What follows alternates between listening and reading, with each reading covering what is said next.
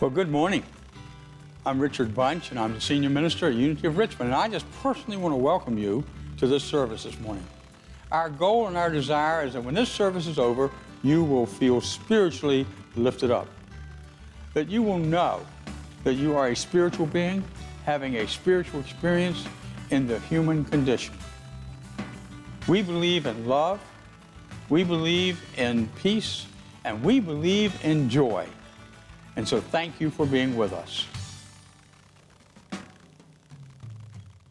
Good morning and welcome to Unity of Richmond, to our friends online and also in the house. I'd like to share with you the daily word for November the 1st. Remember, I bless the people whose lives have touched mine. Grandparents, parents, siblings, members of my extended family, teachers, friends, co-workers, every person I've ever known has by his or her example helped me to feel more deeply what it means to be human. Some have encouraged my curiosity. Some have taught me life skills, and some have modeled positive attitudes and behaviors. Some have loved me fully and unselfishly, and some have helped me to learn love, even when loving felt difficult. Today, I remember the people whose lives have touched mine. I pause to think kindly of each one as I savor memories of time we spent together. Whether we're still in one another's lives, have lost touch, or are separated by death, I know the experiences we have shared continue to enrich our lives and deeply bless us on our spiritual journeys. From Romans 1:9, I remember you always in my prayers. I remember you always in my prayers.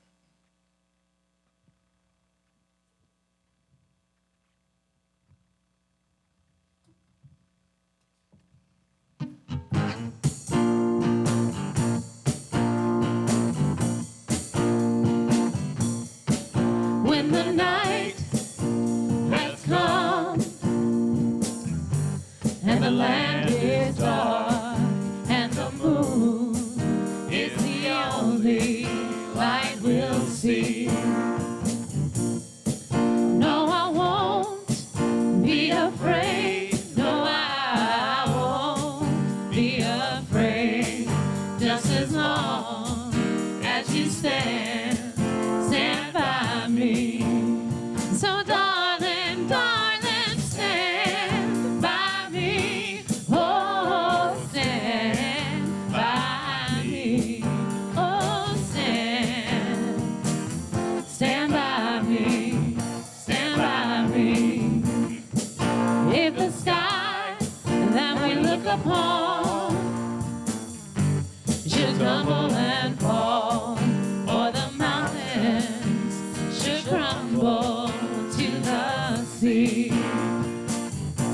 I won't cry, I won't cry, no, I won't shed a tear, just as long as you stand by me.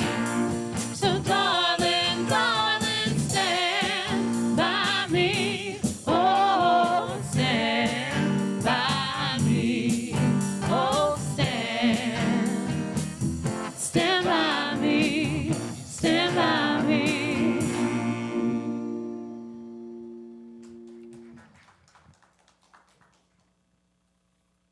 Thank you. And now I invite you to settle in your seats, relax, sit back,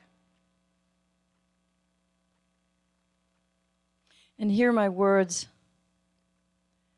as spoken with sweet spirit. Spirit, just like the lyrics to that song, Stand By Me, I know and I affirm and I have faith that in each and every moment, no matter what I may see going on around me or feel going on inside of me, you are here with me. There is no place where God is not. God is inside of us, around us, in filling everything. Even the places that feel tender, the places that might be frightening to look at. God is there. I know and I affirm and I trust that Spirit is guiding me, showing me the direction. For my choice is to go for the highest and the best, go for more love, expressing more love, feeling more love, being more love in the world, in this world, right here, right now. I have the choice to expand. I have the choice to give compassion and love and serenity starting inside myself so that others feel it. We know and affirm that there is one power active in the cosmos: God, Spirit, Allah, love, one power that heals all. And I affirm that right here and right now. And I can feel that energy. I feel that energy going around the room, and I feel it going out. For it's all one, it's all happening at once. Pure love, pure light. I affirm this, and so it is.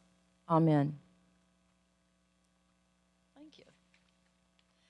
So now, we'd like to share with you the Metro Richmond prayer that comes out of Richmond Hill. And if you would say this with me, please.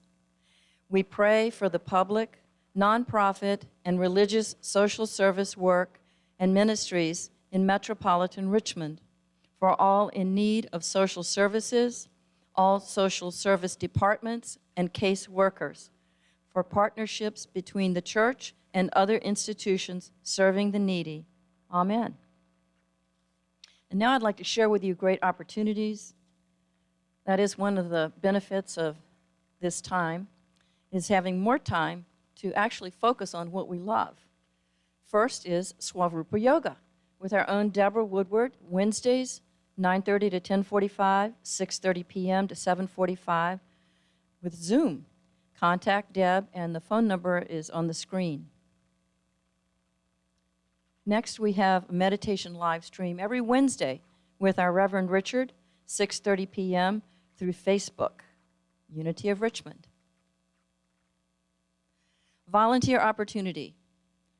I think some of us might have a little bit of extra time to learn a new skill set. And I am assured by Natasha and Rich that they take you one step at a time. They don't just toss you into the ocean. And that is to learn different aspects of our audio-visual work. It's also a way to tithe your time and your treasure here at Unity of Richmond and spread love in the world. So if interested, contact Natasha or just call the church. Next, we have an exciting opportunity. It's the Minister Search Survey. It's gone out to the congregants. There are copies here. The search committee has developed a short survey to collect and evaluate your feedback in choosing our next minister. The survey and Dropbox can be found in the gathering space. Please take a few moments and contemplate your responses and turn them in. Next opportunity, Unity is looking to form a team for the holiday decorations. Now hold on to your seats. We're not going to be like Ronnie and decorate the ceiling, the floor, the walls, everything. You don't have to do that. That kind of overwhelmed me when I thought about it. Nope. They're just talking about right here at the stage area, so it wouldn't be a lot of your time, but it certainly would be a lot of your talent. If interested, please see Reverend Richard or Kristen. And another opportunity I wanted to let you know about is there's a holiday art market. It's going to be nearby on Friday at MuseMe, which is just less than a mile from here on Forest Hill Avenue. And I'm going to be one of the vendors. So there'll be about 20 local vendors, buy local, shop local, mask up, social distance, and MuseMe. And it's also going to be listed on Constant Comment. And with that, I believe that is the last of our opportunities listed. Thank you. Thank you, Susan. Yeah. We're feeling good this morning. Good morning. Welcome again. Just one other opportunity I want to share is on Wednesday evening after Thanksgiving every year, we have a remembrance service where we remember family or friends who've made a transition, where we remember our pets who maybe are no longer with us. And we have that opportunity to do that again this year. We're going to do it on live streaming. You can come here if you'd like, because it is a Wednesday night. I'll start off at 6:30 with a meditation in regards to that, and then we'll move right into the service itself. So I want to welcome you to come to that or to participate in live streaming, as some of you are this morning. And let's celebrate those who have gone before us and those whose shoulders we stand on as we move forward in the unity movement. So thank you. I wanted to let you know about that. The other thing I want to do is just let you know that, as you already know, you can come here any way you would like. You can come by live streaming. You can be in your pajamas. You can lay in bed. You can be up and around. You can be having breakfast in your pajamas. However you want to dress, it's fine when you're on live streaming. If you come here, there is no inappropriate attire unless you wear nothing. But otherwise, everything else is appropriate. And we welcome you here this morning. I want to thank each and every one of you who are here this morning. I'm amazed. I thought we'd have 6 or 7 people with this weather. So I guess what happened, you were driving over and it started to rain. But anyway, I'm going to call you guys the ducks of unity, okay? You love this weather and you're out here, and I appreciate that very much. For those of you at home, just look out the window and just say, I'm blessed for being warm, and I'm blessed for not being wet. But you know what? These folks who got a little wet are probably already dried off. So it's okay. When we get wet, we dry up, and that's good. So I just wanted to welcome each and every person here this morning. And as we take this time to be together, I would like for us to remember this particular affirmation. Let's say this together, please. Unity of Richmond is abundantly blessed. Creative people are drawn to us. Divine ideas flow through us. Financial resources bless us. And with God as our source, we accomplish mighty works together, even during this time of social distancing. We're still together because we are connected heart to heart, soul to soul, and spirit to spirit. We're built that way. We are that way. And so I welcome again each and every person here this morning. And so now at this time, what I would like to do is say that Katrina Carol Lewis, one of our beautiful soloists, will be sharing with me, Give Me Something. Katrina?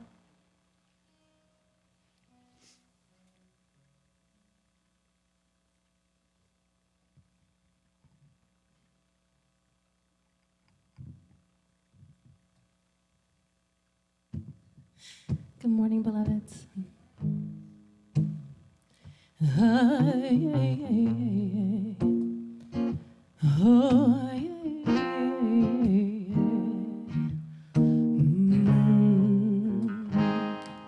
I guess I got caught up in the rough and tumble.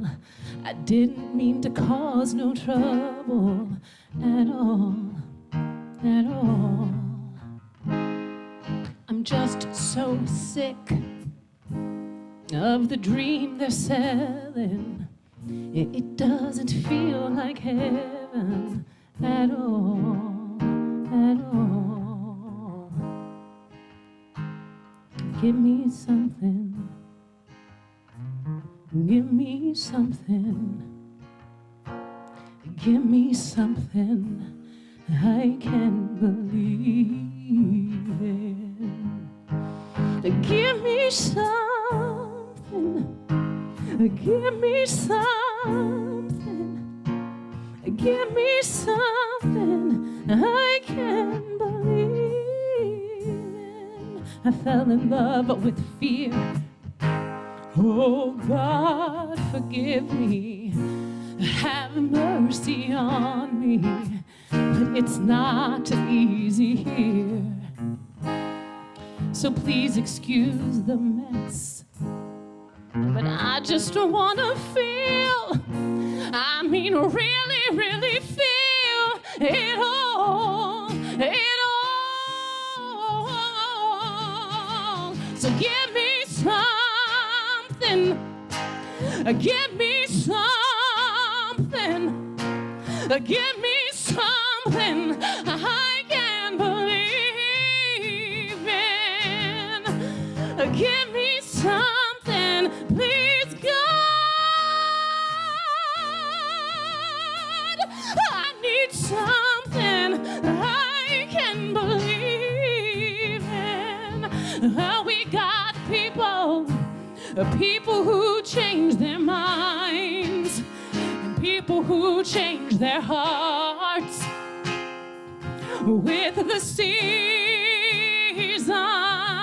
and then the songs, they too must end. So tell me now, my friend, where does that leave us? Give me something, give me something. I need something I can believe in. Give me something, please, God. I need something I can believe in.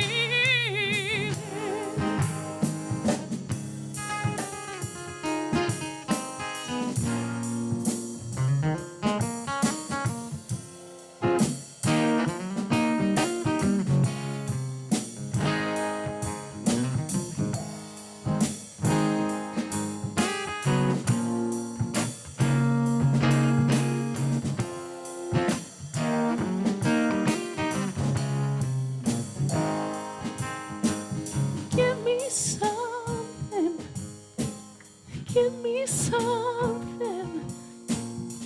I need something I can believe in. Give me something, give me something. I need something I can believe in.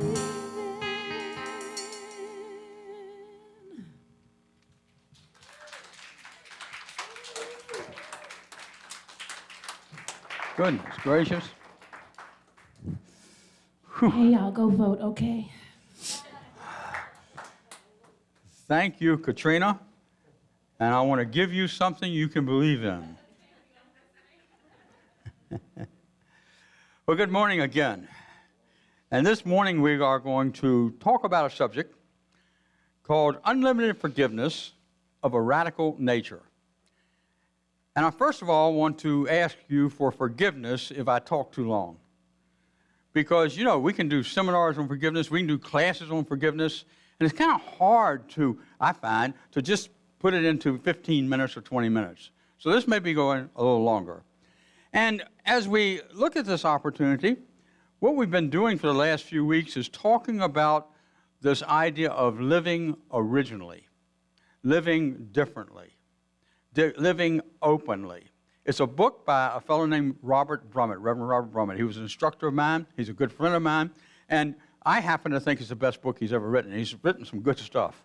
And it's all about opening ourselves up so that we can experience transformation on an ongoing basis through different practices, through different ways of seeing ourselves and understanding ourselves. For example, the first Sunday we talked about transformation and we talked about translation. Transformation is when I change from within in such a dramatic way that it changes the way I see the world. Translation is kind of what you get when you go to many good feeling self-help seminars, where you improve the way that you are acting in the world, but you kind of do it for yourself, kind of out of self-interest. It's more ego-centered. Not that there's anything wrong with it. It's always better to improve. But it's different than this idea of transformation. And then last week we talked about in order to continue the path of transformation that we must be radically aware of ourselves. Radical self-awareness. How am I showing up in each and every situation? What were my intentions, and am I following those intentions? And then we talked about deep self-acceptance. And this can be one of the toughest ones, because what we have to do is, in order to continue to heal, to transform, to continue to grow, we have to really step into this idea of accepting ourselves exactly as we are.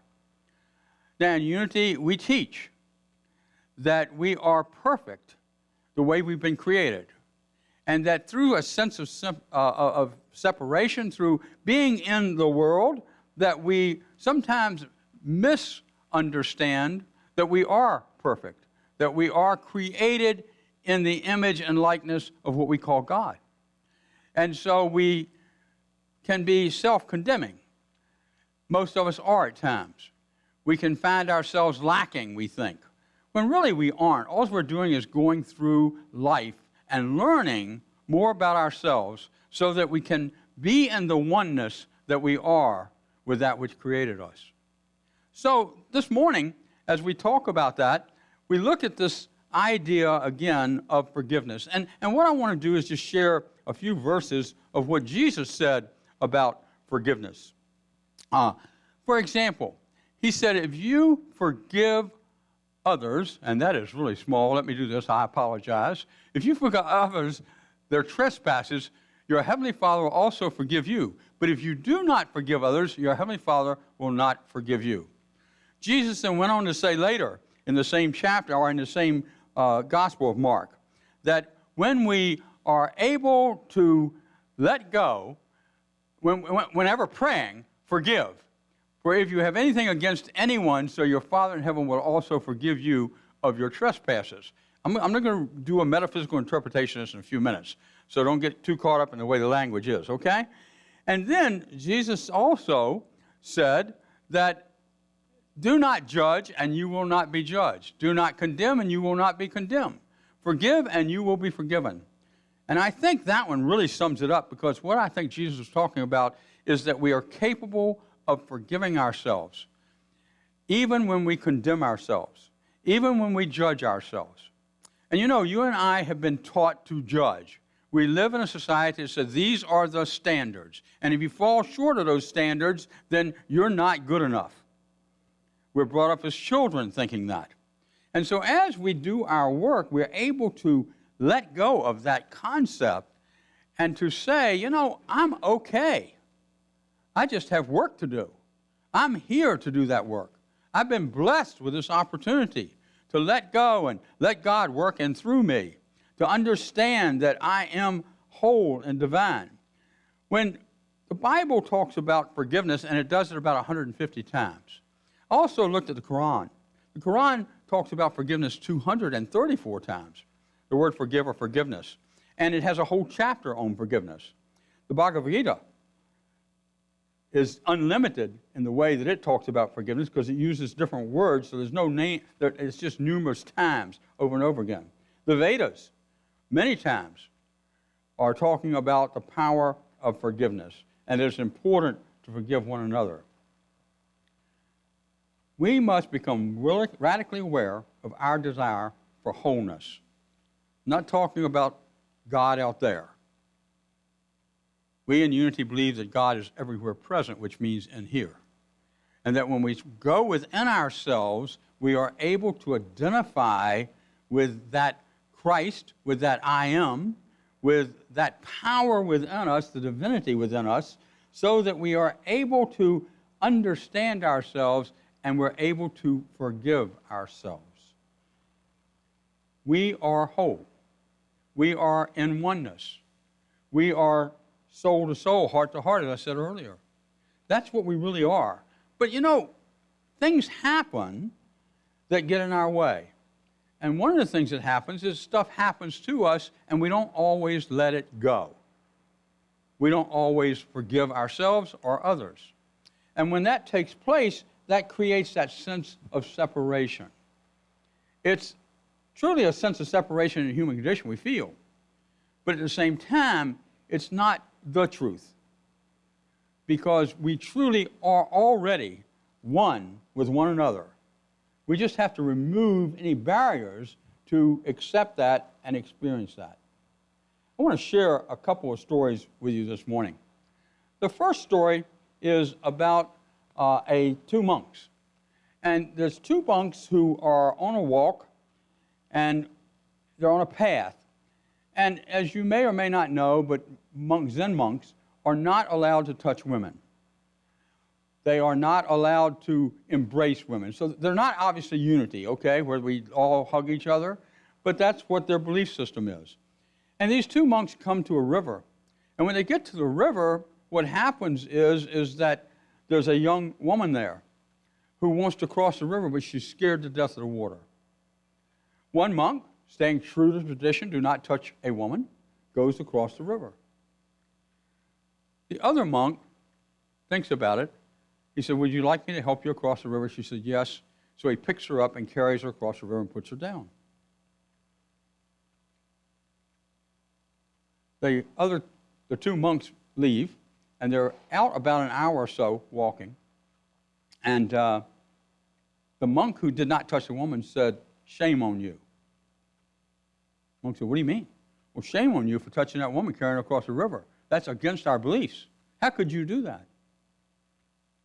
And the other monk said to him, you know, I picked her up and I let her go at the river. You're still carrying her an hour later. What a story. Don't we all carry something the hour later, the month later, the year later, the years later? One of the experiences I had in El Paso was that when I was there as minister, was that we had a group of people who came in during the week, and they were studying forgiveness, not particularly the way Unity teaches, just forgiveness in general. And the thing that really surprised me was I must have had about 10 people come to my office and make appointments with me. And these were older folks. These were people who had to be over 60 years old. That's younger for me now, but older folks. And so what happened was they were making appointments to tell me about situations in their families, mostly, of non-forgiveness. And they wanted to know how to break through that and change that. I'm talking about unforgiveness with a brother or sister they haven't talked to for 20 years. I'm talking about a child they haven't talked to for 10 years. I'm talking about a friend that they hadn't talked to for 5 or 6 years. I'm talking about people who hurt each other unintentionally or intentionally. And when they did, they understood that they were angry about that, and they let their anger control how they related to the other person. Both people many times. And through working together, through trying to understand that we have within us that capacity to forgive, people were able to literally bring families back together in just about every case, because they were willing to open up and they really wanted to live with this idea of forgiveness. They didn't want to carry the woman any further. Then there's another story. This is a kind of cute story. This is about a woman who had a baby in a grocery store. And she was in front of a friend of John Cornfield, who is a Buddhist monk. And he told the story. And what happened is, as the guy was standing there, he was in a rush.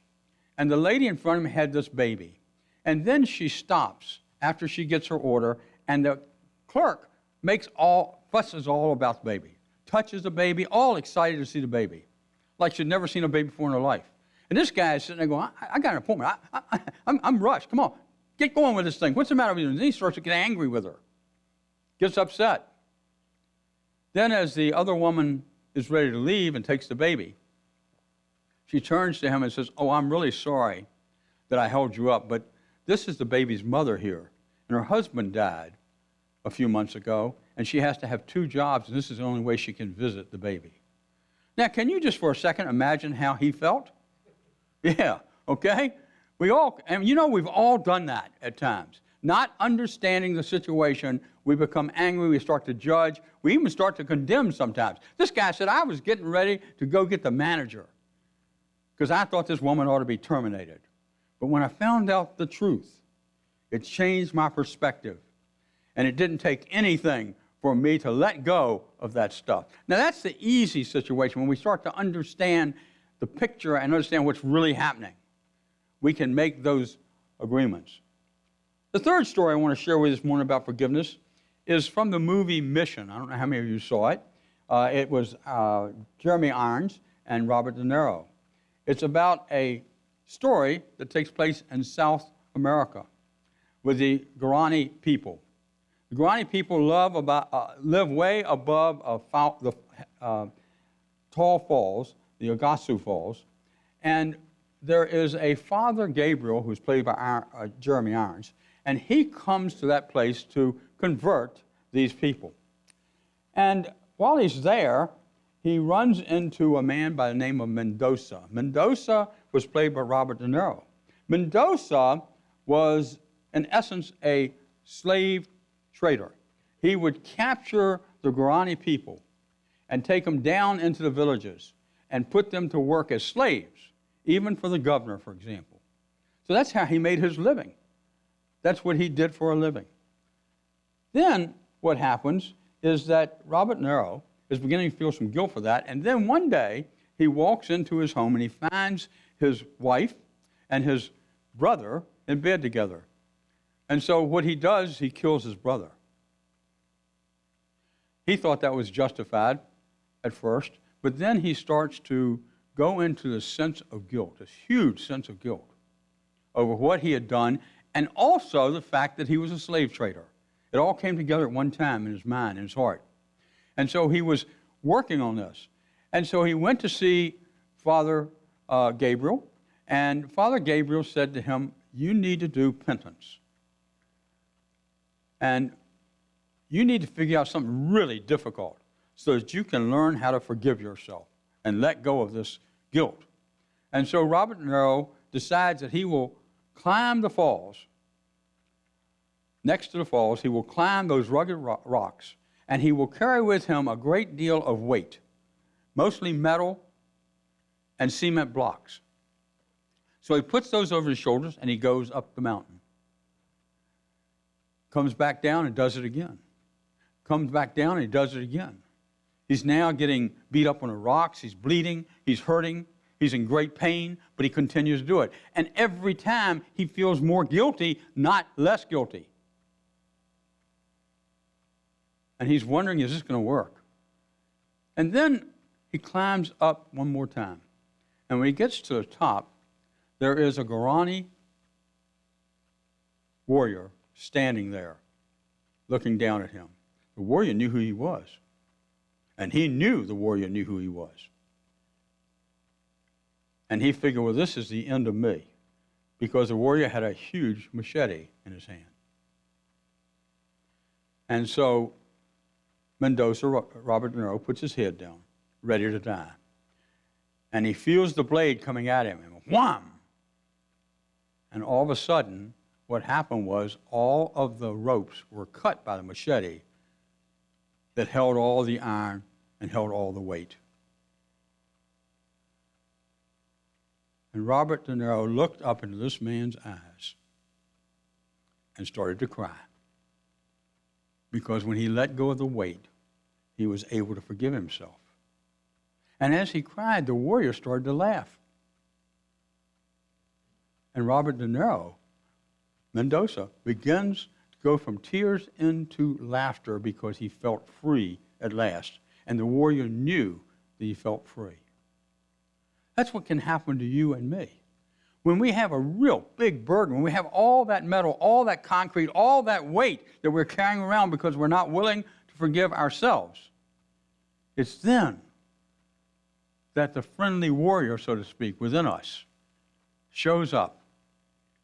And when we allow it to happen, we are able to let go of the burden, and when we do, we know we are free.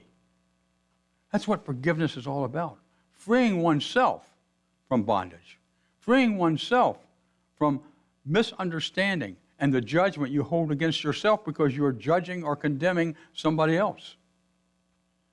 So, as we look at those stories, what we start to understand is that there are paths to forgiveness.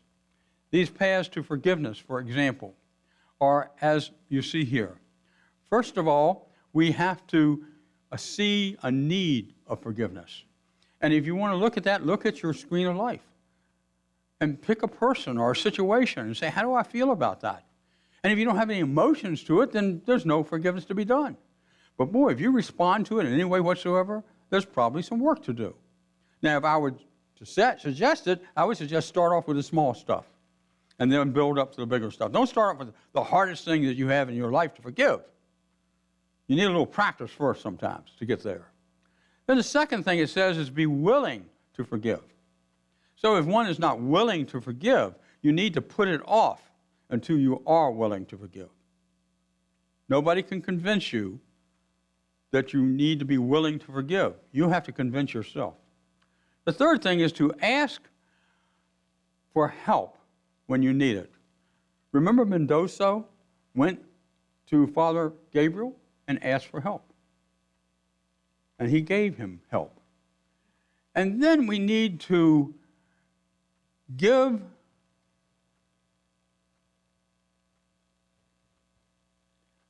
up condemnation. Sorry. Give up condemnation. I'm going to fix my slides a little shorter. That's my mistake. So I can read them from a distance. But anyway, and as we give up condemnation, what happens is it's like automatic. You know, when we go deep within ourselves and bring something up that we call our shadow side, it no longer has a shadow. It no longer is control. It no longer creates fear for us. Instead, what we are is in charge because we have the desire to release and let it go. That's what forgiveness is all about. Desiring to release and let go of that which possibly creates a sense of self-condemnation or condemnation of others. And then we have to practice forgiveness. We'll talk about that in a few minutes. What I want to do now is introduce to you a story by Oprah Winfrey. It was a part of her show, a segment of her show that I found on YouTube. I want you to hear this because it's so powerful. And then after that, we're going to talk a little bit about radical forgiveness. So let's just see that video by Oprah, please.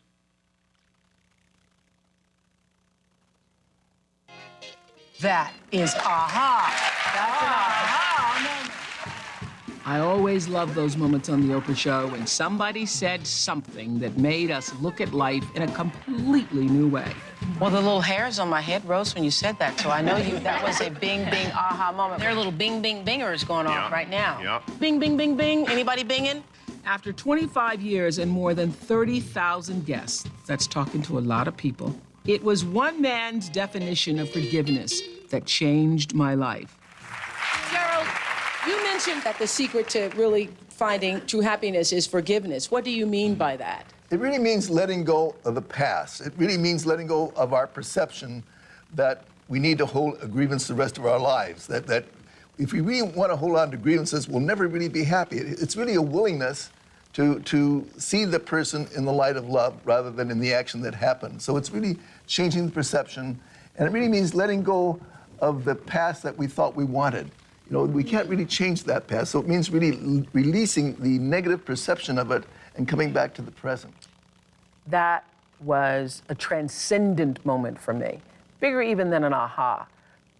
He said, forgiveness is giving up the hope that the past could be any different. I think for myself, and I know many of you, you think forgiving means accepting what has happened to you. Well, it is accepting that it has happened to you. Not accepting that it was okay for it to happen. It is accepting that it has happened, and now what do I do about it? Forgiving is giving up the hope, not holding on, hoping, wishing that it could have been any other way than it actually was. Giving up the hope that the past could be any different. And when I got that, I think it took me to the next level of being a better person, because I don't hold grudges for anything or any situation, and neither should you. It's letting go so that the past does not hold you prisoner, does not hold you hostage. Pretty powerful. And it is the past that we think holds us back. But it really is not the past. It is when we think that the past is over with, but it's still within us. It's still right there in the moment. That's the present. And so the idea that the past is going to change is not going to happen as long as you carry it in the present moment. And we have to let go of that in order to understand ourselves and to not expect a different outcome. That's what happened. And it's actually okay. Because you see, there's a book called Radical Forgiveness by Colin Tippin. I've taught the course here. I've talked about it over the years. It was one of the most powerful books I've ever read on forgiveness. And I ever studied. And I studied with Colin for a while. And what I found was that it was able to explain to me how good things can happen to bad people and bad things can happen to good people. That it's all okay. And radical forgiveness is basically this, that we all are spirit. If we are spirit, creators of divine expression, spirit as the individualized idea of God in our lives. When we buy into that, we also buy into it that spirit is eternal. That I was before, the I am within me was before I was born in the human condition, and it continues after that. And as I start to understand that, I start to possibly understand, and this is a possibility. Don't ask me to prove it to you because I can't remember. But that the people I have experiences with, each of you, each and every person here online, whether I've met you or not, has been preordained. Now, I'm not talking about preordination, being preordained or thank you, yes. I'm not talking about predestination, okay? I'm talking about the idea that soul to soul, if we are eternal, maybe there's a way to communicate before we come into the human condition or reincarnate into the human condition. And that what has happened is that people have agreed to play certain roles in my life so that I can grow and learn, forgive, and accept. So that I can step into this world in such a way that I am not judging others for their actions. I'm trying to figure out how I can grow from their actions, how I can understand where they're coming from, so I'm not judging them. For example, there was a fellow again in El Paso who was on our finance team, and he always was predicting that his church was going to go bankrupt. The church never even came close to going bankrupt, but that's what he thought. And he was always worried about it, to the point he irritated a lot of people, including myself. And one day he and I had lunch together, and I said, "Why are you so concerned about bankruptcy?" And he said, "Well, I've owned 2 restaurants and they've both gone bankrupt." And you know, in that moment, I understood where he was coming from. And it never irritated me again because he would say, "I'm really concerned about bankruptcy." He was concerned about his past. And we did some work on that, thank goodness. And he started to recognize he was putting the 2 together so that over time he was able to separate it and see it differently. You and I do the same thing, and sometimes. When we're caught up in a situation, we see it the same way, even if we project it onto a different phase of our lives or different situation we're in. So that situation becomes a mirror of our past. And that's where forgiveness really helps us to step away, see ourselves, see the truth that's happening, and understand how we can change our behaviors so that we step into the forgiveness that we are. So radical forgiveness is that the person who's a pain in my neck, that's the way I'll say it, is really a person who has chosen to do that to help me evolve. That's the only way that saying everybody is a child of God makes any sense to me. Attila the Hun, child of God. The person who assassinated Robert Kennedy, a child of God.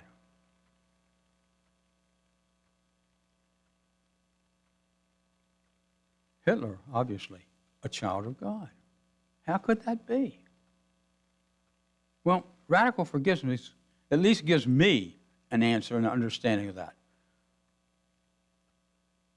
so that I can grow, so that I'm not filled with anger or condemnation. Now, I won't tell you that I'm there all the time. I wish I could.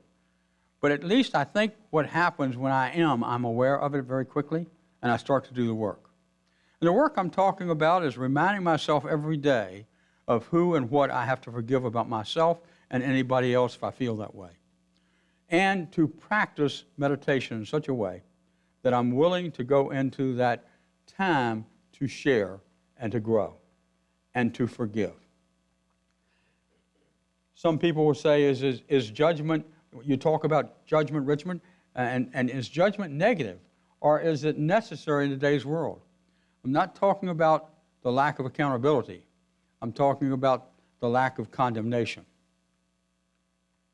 We've all heard stories of people who have forgiven people who've committed atrocities against their families. And it's because I really believe that they were able to judge with good judgment. And there's a difference between that and judging others by the way they act. Some say, are you saying I never should be angry? No. Anger is a natural reaction for most people. But managing that anger so it becomes helpful to you is the real key. So if you get angry, don't feel like there's something wrong with you. It's part of the human condition. But put it in check and check what you're angry about. And then why is it difficult to forgive myself? I think I've been asked that question more than anything else about forgiveness. And it's because of the fact, as I said a couple of weeks ago, we are slaves to the planet. That we are taught we're not worthy. We're taught that we are condemned if we don't do certain things. We are taught that we are less than whole. And yet, the truth is that we are whole. We're just working towards that wholeness. That we are one, that we cannot be separated even if we wanted to, just in our minds, not in our hearts. And so as we step into forgiveness, we are able to find it within ourselves. And when we find it within ourselves, we find it in ourselves the ability to forgive others. So often we work on forgiving others and not ourselves. That's the ego at work. The ego is saying, oh, you don't need to forgive anybody. You don't need to forgive yourself. You need to get them to forgive you. And we all know better than that, I think. And so remember to forgive yourself. And as you do, this is one of the practices that I recommend, is this time of meditation together. So I'm going to ask you to prepare for meditation at this time. And as you do, this will be a meditation of forgiveness. And what I would ask you to do is just as you hear the vibrations from this heart chakra bowl, that you allow it to touch your heart, that you sit up right in a nice posture position so that you're alert and aware of what's going on in the moment. And gently close your eyes and allow the vibrations to open your heart.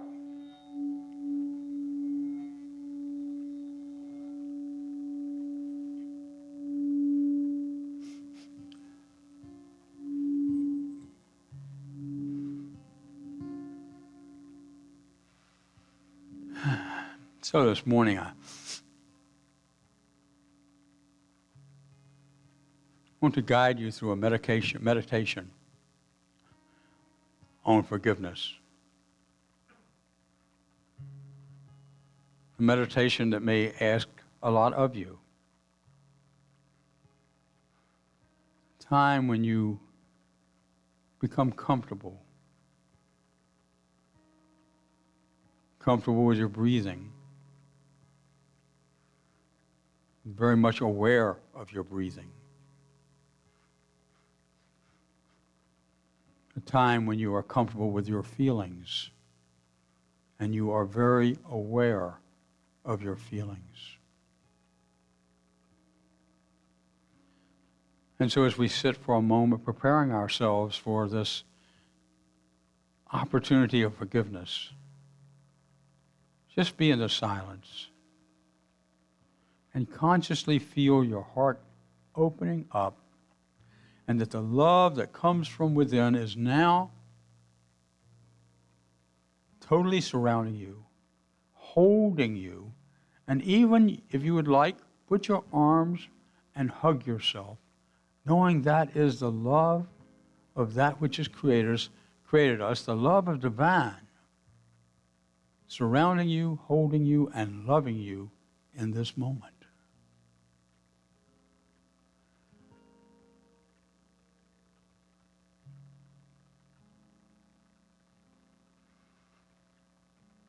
Now relax for a second. In this meditative state, is there something that comes to your mind that's happened in the last 24 hours, the last week, where there is possibly within you a need of forgiveness? I want you to think about that and let that come to you gently and lovingly, that situation.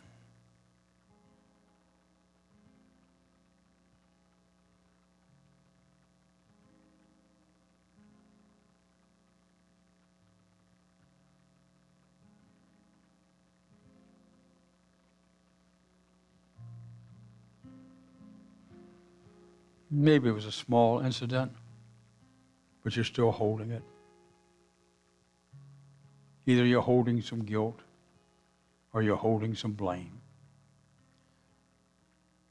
And you say to yourself, I release the guilt. I release any blame. I bring it up in this moment as I remember the situation. And I just let it go.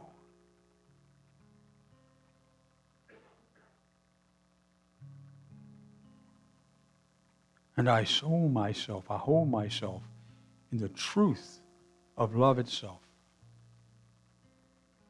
I am loved. I am loving. I am love itself. So I let go.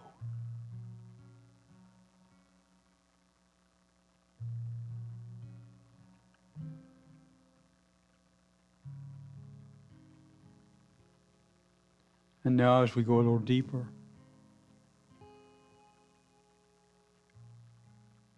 think of a situation with a person or a situation or a particular situation where you feel the need for forgiveness of yourself, of that person, or from that person. Identify that person or that situation. Maybe something that you've been carrying for a while. Let that come to you.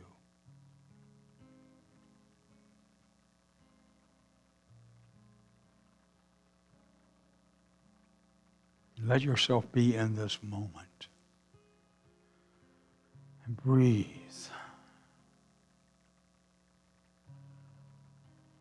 And feel the touch of that person.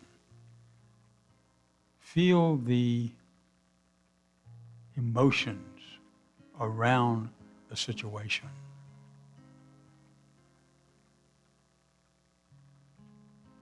Be radically self-aware of what you're feeling right now.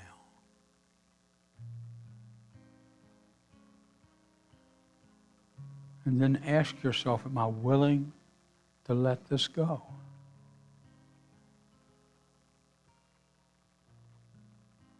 Am I willing to let go of the weight, to release the weight, to cut off the ropes.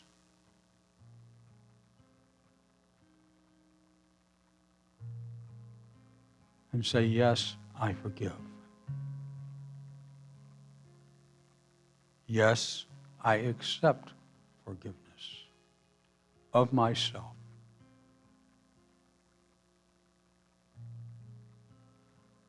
And if you're not ready to, don't force yourself. It's okay.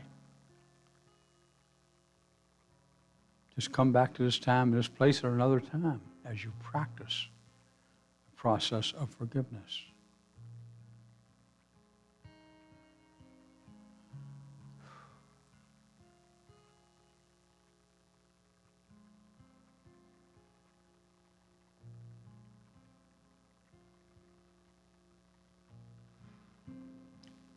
Now allow yourself to feel the freedom, even the tears.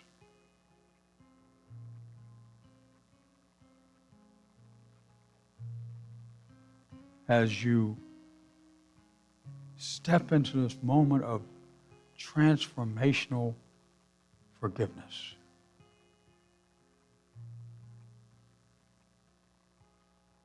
You let go of the past. You let go of the woman at the river. You let go of the baby and the woman in the marketplace. And you feel that which has bound you being released by the warrior within you.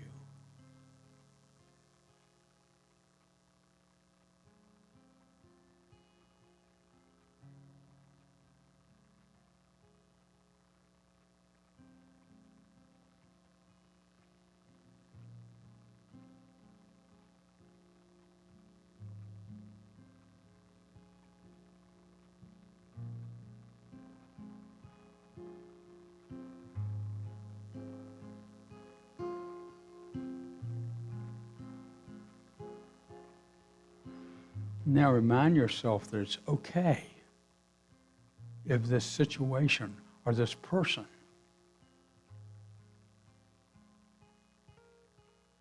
needs more time. If the situation comes up in you, that it's okay because you can go through the same process again. And then the day will come. And remind yourself of this. The day will come when you no longer feel any anger, any condemnation, any judgment. You only feel love for the situation. And you give up the hope that this had never happened. Because it happened. And it is an opportunity for you to evolve spiritually, to feel your oneness with that individual or that situation, to feel the oneness that all beingness is within you, as you, touching you at the heart level.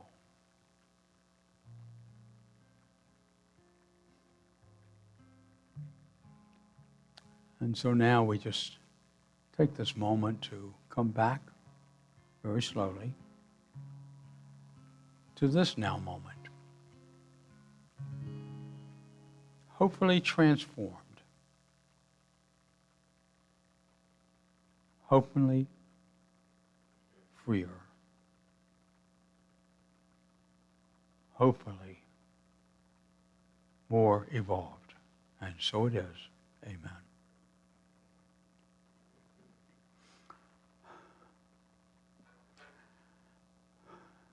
Well, I want to share some thank yous this morning. In particular, I'd like to thank the AV team this morning. You know, the three of them are there every Sunday,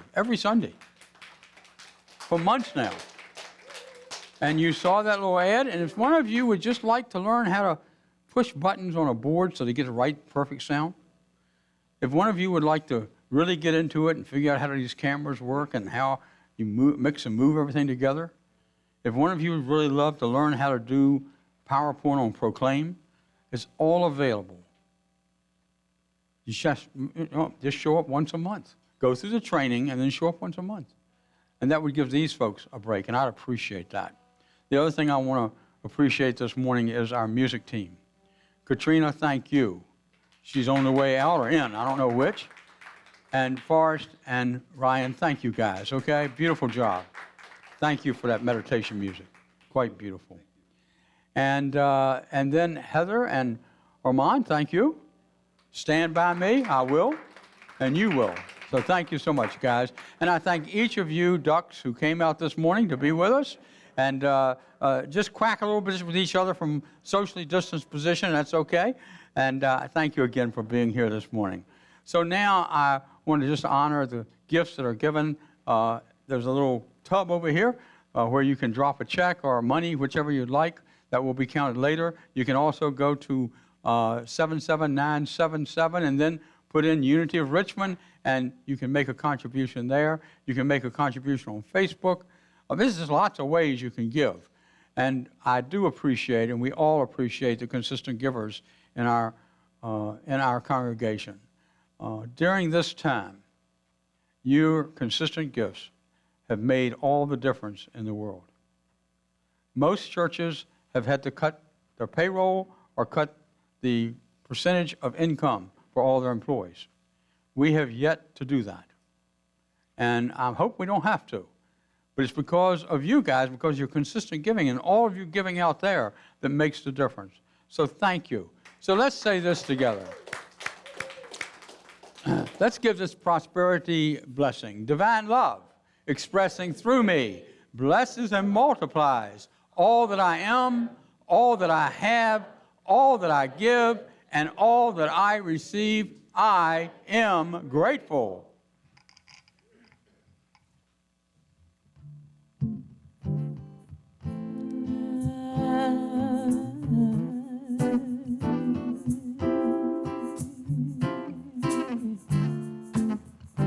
You can fly, fly, fly. One shot to your heart without breaking your skin. No one has the power to hurt you like your kin. Kept it inside, didn't tell no one else. Didn't even wanna admit it to yourself. And now your chest burns and your back aches from 15 years of holding the pain. But now you only have yourself to blame if you continue to live this way. Get it together and heal your body. Get it together and heal your heart. Whatsoever you sow, you will reap. Get it together. 'Cause you can fly, fly, fly. Dark future ahead of me, that's what they said. I'd be starving if I ate all the lies they fed. 'Cause I've been redeemed from your anger and pain. A miracle child, I'm floating on a cloud. 'Cause the words that come from your mouth, you're the first to hear. Speak words of beauty and you will be there. No matter what anybody says, what matters most is what you think of yourself. You ought to heal your body. You have to heal your heart, yeah. Whatsoever you sow, you will reap. Get it together. The choice is yours, no matter what it is. is to choose life, is to choose to forgive. You don't have to try and hurt him or break his pride. Just shake that weight off and you'll be ready to fly. One shot to your heart without breaking your skin. No one has the power to hurt you like your friends. Thought it would never change, but as time moved on, that ugly duckling grew up to be a swan. And now your chest burns and your back aches, because now the years are showing up on your face. But you'll never be happy and you'll never be whole until you see the beauty in growing old. Get it together and heal your body. Get it together and heal your heart. Whatsoever you sow, you will reap. Get it together. You wanna heal your body, you better heal your heart, yeah. Whatsoever you sow, you will reap. Get it together. 'Cause you can fly, fly, fly, fly. You can live or you can die. You know that life is the choice you make. You can give or you can take. You can fly, fly, fly, fly. You can fly, fly, fly. You can fly, fly. You can fly. You can fly, fly, fly. You can fly, fly, fly.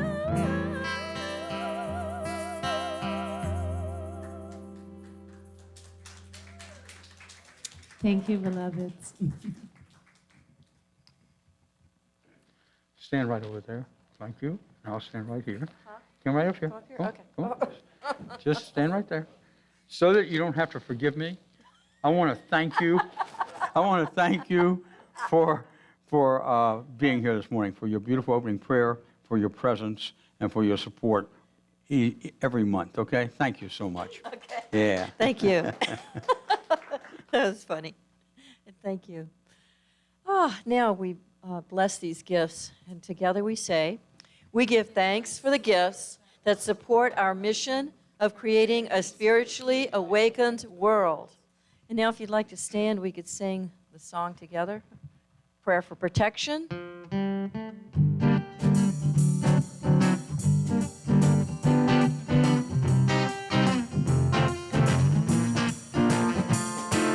Let there be peace on earth, and let it begin with me.